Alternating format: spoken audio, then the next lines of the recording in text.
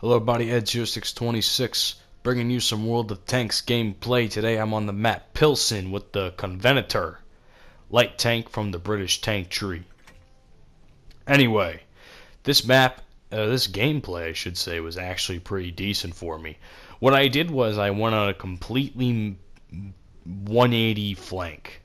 And if you guys don't know, flanking in any game is important.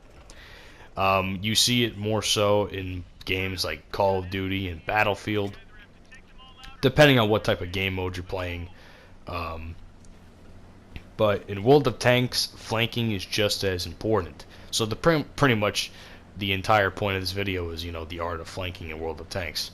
Now, I'm in a Convenator light tank. I can't attack any tanks head on, unless they were in my same, like I said before, in my matchmaking World of Tanks video.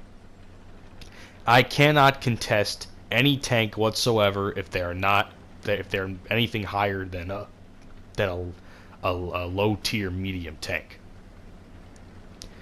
And so basically what I'm trying to do is I'm going across the entire bottom of the map. As you can see, a couple teammates are following me. And by the way, pro tip, I always enlarge my map.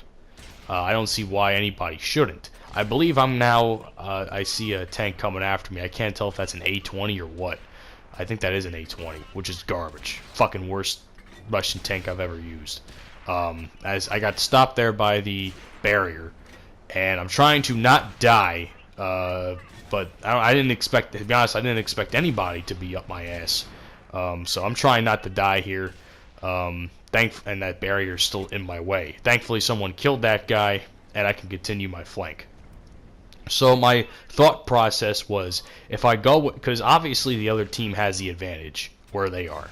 They're in a more, should I say, condensed area?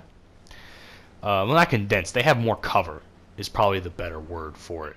The fact that they have more cover makes them a lot harder to kill, which means we have to go to them. They can't really go to us. Now, I'm kind of getting hammered right now by tanks that are in the way of my flank. This guy is hiding behind the building. He just almost got taken out. I think one more shot on him will probably end him. I think I was the one to do that, if I remember correctly. This is probably one of the best.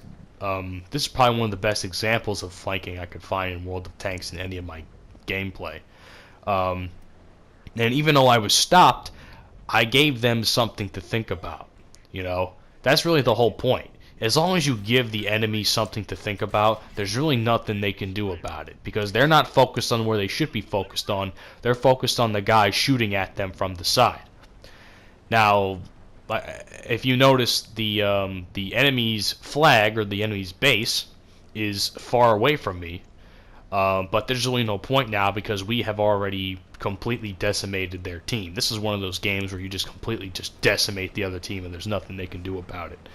But thanks to my flank, and thank God for, at least two other tanks being as smart as me, we were able to take out this team.